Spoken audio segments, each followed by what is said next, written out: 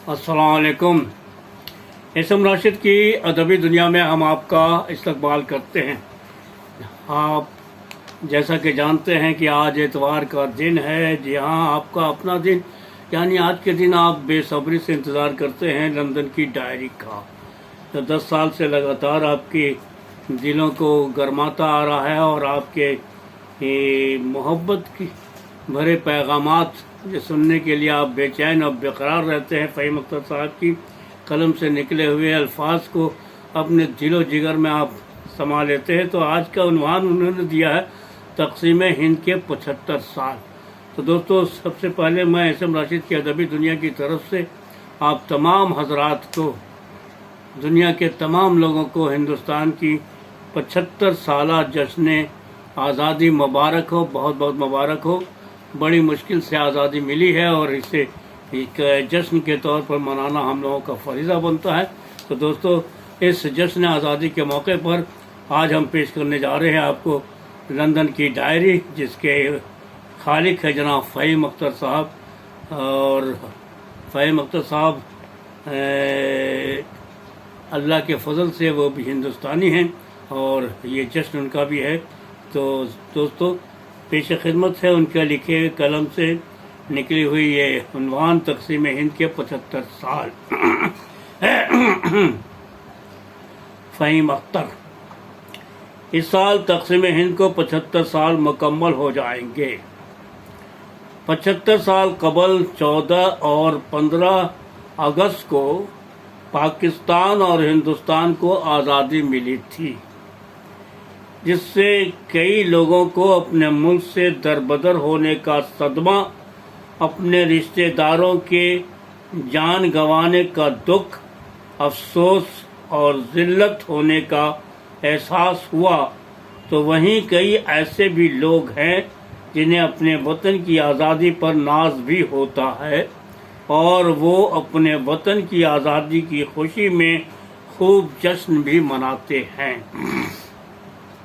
1947 में हिंदुस्तान और पाकिस्तान का नए मुल्कों की हैसियत से जन्म हुआ, जिससे हम सब वाकिफ़ हैं। लेकिन वहीं एक और अफसोसनाक बात यह है कि दोनों मुल्कों के क़याम में आने से लाखों लोगों की जानें भी गईं। इसकी एक वजह यह थी कि हिंदू और मुसलमानों के बीच बढ़ते हुए तनाव और उन इलाकों में जहां मुसलमान और हिंदू अक्सरियत में थे, वहां अक़लियती तबके में खौफ व हिरास का माहौल कायम हो चुका था। जाहिर सी बात है, इन तमाम बातों के पीछे चंद इंतहा और कट्टर पसंद जमातों का हाथ हो सकता है, जो सदियों से इंसानों के बीच नफरत फैलाने का काम कर रहे हैं। नफरत के देवता और पुजारी कहीं ज़बान के नाम पर, तो कहीं मज़हब के नाम पर, तो कहीं अपने निजी मुफाद की खातिर बेगुनाहों का खून बहा करके इंसानियत की बेबसी का जनाजा निकालते हैं, ताकि अमन पसंद इंसान उन खून के प्यासे दरिंदों से खौफज़दा हो जाए। ब्रिटिश राज ने दूसरी जंग अजीम के बाद हिंदुस्तान को इसलिए छोड़ने का फैसला किया कि उन्हें हिटलर की जारहाना नस्ल परस्ती से ये सबक हासिल हुआ कि अब वो किसी गैर ममालिक पर कब्जा करके अपनी आन और शान को बरकरार नहीं रख पाएंगे। इसके अलावा दूसरी जंग अजीम के दौरान बरतानिया का ख़जाना लगभग ख़त्म हो चुका था और मुल्क की माशी हालत अबतर हो गई थी। गांधी जी और उनके साथियों की अदम तशद्दुद तहरीक से अंग्रेज़ों को इस बात का एहसास हो चला था कि अब उनका हिंदुस्तान पर कब्ज़ा और हुकूमत चलाना मुश्किल हो चुका है। अंग्रेज़ों के हिंदुस्तान छोड़ने और मुल्क का बंटवारा होने पर होने वाले तशद्दुद को आज भी हर ज़ी शऊर इंसान इसे एक गलत कदम बताता है। देखा जाए تو بंटवारे سے ہندوستان اور پاکستان دونوں ملکوں کا قیام عمل میں تو آیا، لیکن وہیں آج بھی دونوں ملکوں کے عوام میں بے چینی اور نفرت موجود ہے۔ ظاہر سی بات ہے، جب ایک شخص کو اپنی جنم بھومی محض اپنے مذہبی پہچان کی وجہ سے چھوڑنا پڑے تو اس شخص کے دل میں ایسی آزادی کوئی معنی نہیں رکھتی ہے۔ اس کے علاوہ لاکھوں لوگوں کو مذہب کے نام پر قتل و عام کر دیا جائے، اس سے بھلا کون مطمئن ہو سکتا ہے؟ آج بھی ہندوستان اور پاکستان کے بیچ روزانہ نہیں تو ہر ہفتے اسی بات پر تو میں ہوتی ہے کہ پاکستان انتہا پسندوں کو بڑھاوا دے رہا ہے یا ہندوستان اپنی خفیہ ایجنسی کے ذریعہ پاکستان میں گڑبڑی پھیلا رہا ہے۔ گویا دیکھا جائے تو 75 برسوں میں ہندوستان اور پاکستان نے آپس میں سوائے نفرت بڑھانے کے اور کسی مقصد میں کامیاب نہیں ہوئے ہیں۔ تاہم کبھی کبھار دونوں ملکوں کے لیڈروں کو ایک دوسرے سے دوستی کا ہاتھ ملانے کی بات کو خبروں کے ذریعہ سنتے رہتے ہیں، لیکن دونوں ملکوں کی دوستی شروع ہونے سے قبل ہی ڈھیر ہو جاتی۔ ظاہر سی بات ہے، جب دونوں ممالک ایک دوسرے پر اعتبار ہی نہیں کرتے تو انجام یہی ہوگا۔ دلی اور اسلام آباد میں 430 میل کی دوری ہے، لیکن دیکھا گیا ہے کہ دونوں ملکوں کے لوگوں کو یہ سفر طے کرنے میں کئی مہینے بلکہ سال بھی لگ جاتے ہیں۔ اس کی کئی وجوہات، مثلا ویزا کی کارروائی میں ایک عرصہ لگانا یا انکار ہونا، اور دونوں راجدھانیوں کے بیچ براہ راست ہوائی سفر کے انتظام کی سہولت کا نہ ہونا، جس کی وجہ سے بہت سارے لوگ انہی دشواریوں سے اپنے عزیز سے مل نہیں پا رہے ہیں۔ 75 برسوں میں ہندوستان اور پاکستان کے بیچ کئی جنگیں ہو چکی ہیں۔ حالانکہ 1999 میں جب ہندوستان اور پاکستان کے بیچ جھڑپیں ہوئی تھیں تو اس وقت رسمی جنگ کا اعلان نہیں کیا گیا تھا۔ اگر دیکھا جائے تو ہندوستان اور پاکستان کی جنگ کی ایک اہم وجہ ہندوستان کا صوبہ کشمیر ہے، جہاں اب تک امن قائم نہیں ہو سکا ہے، اور موجودہ سرکار کی جارحانہ پالیسی نے حالات کو بد سے بدتر کر دیا۔ کشمیر کے لوگوں کا اعتماد اب تک موجودہ سرکار پر بحال نہیں ہوا ہے۔ برٹش راج کے خاتمہ اور ہندوستان اور پاکستان کے قیام سے لگ بھگ 1 کروڑ 20 لاکھ لوگوں کو اپنا گھر بار چھوڑ کر پناہ گزین بننے پر مجبور ہونا پڑا تھا۔ اس کے علاوہ لگ بھگ 10 لاکھ ہندو، سکھ اور مسلمان افراتفری میں سرحد پار کرنے اور اپنی جان بچانے میں مارے بھی گئے۔ ان میں وہ بوڑھے مرد اور عورتیں، بچے اور نوجوان شامل تھے جو شاید اپنی مذہبی شناخت کی بنا پر ایک نئے ملک کے خواب دیکھنے کی چاہت میں سرحدوں کو پار کرنے کی کوشش کر رہے تھے۔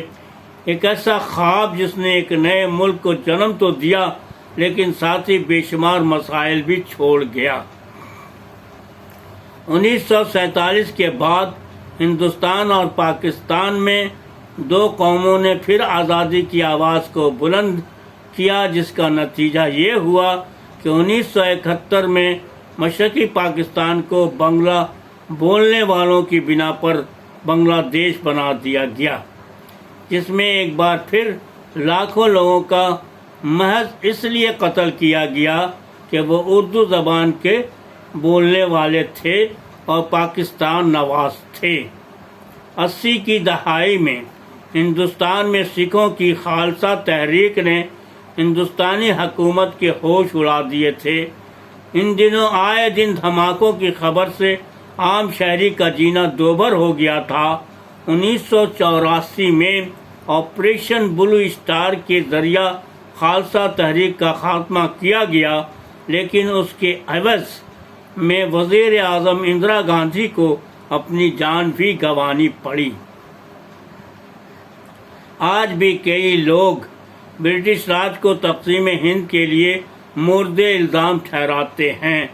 ان لوگوں کا کہنا ہے کہ انگریزوں نے بٹوارے میں جلد بازی کی تھی، جس کی وجہ سے مسلمانوں کا ایک بھاری تعداد ہندوستان میں رہ گئی، جو آج بھی اکثریتی ہندوؤں کی زیادتی کا شکار ہے۔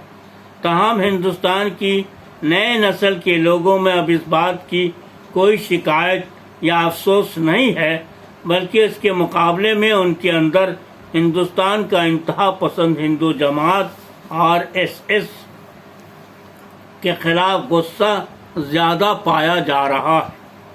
میں نے اس بات کو محسوس کیا ہے کہ تقسیم ہند سے سب سے زیادہ نقصان مسلمانوں کو پہنچا ہے۔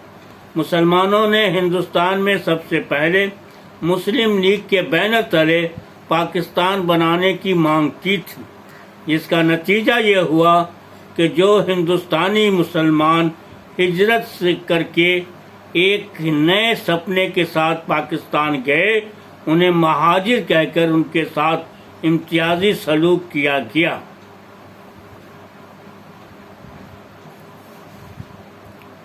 پاکستان کا کمزور جمہوری نظام اور کرپشن سے عام آدمی کا جینا دوبھر ہے۔ اس کے بعد جو مسلمان مشرقی پاکستان گئے، انہیں بے دردی سے مارا اور کاٹا گیا، اور جو مسلمان ہندوستان میں رہ گئے، انہیں اب تعلیم، روزگار، رہائش اور دیگر شعبوں میں تعصب کا سامنا کرنا پڑ رہا ہے۔ میں ہندوستان اور پاکستان کے لوگوں کو آزادی کی مبارکباد پیش کرتا ہوں، لیکن میں ان لوگوں کے دکھ اور درد میں بھی برابر کا شریک ہوں جنہیں مذہب، زبان اور نسل پرستی کی بنیاد پر جان گنوانی پڑی۔ میں آج بھی اپنے آپ سے یہی پوچھتا ہوں کہ اگر آزادی ملی ہے تو کس بات کی؟